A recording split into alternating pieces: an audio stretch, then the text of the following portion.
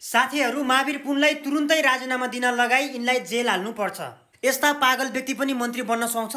मन्त्री भएपछि त गाडी चाहियो, बस्नका लागि क्वार्टर चाहियो, सुरक्षा गार्ड चाहियो, गाडीको ढोका खोलिदिने मान्छे चाहियो। अझ त्यति मात्रै नभइकन बाटो खाली गरेर सननन सवार हुनु पर्यो। अनि यस्ता सेवा सुविधा केही पनि लिन्न भन्ने मान्छे पनि मन्त्री बन्न पाइन्छ?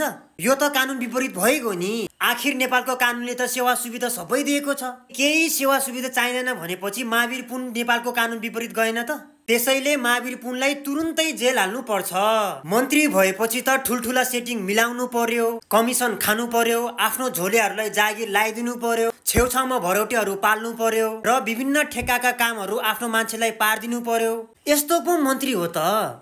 अब महावीर पुन हेर्नुस् त, मन्त्री भएपछि पनि केही सेवा सुविधा चाहिँदैन रे। देशलाई आत्मनिर्भर बनाउँछु भनेर किताब बेच्दै कृषि औजार कारखाना सञ्चालनमा ल्याउने रे। राष्ट्रिय आविष्कार केन्द्रले प्रविधि विकासको खोज र नवप्रवर्धन गर्ने रे। त्यति मात्रै नभइकन घुस पनि खान्न रे। कस्तो खालको मन्त्री हो महावीर पुन?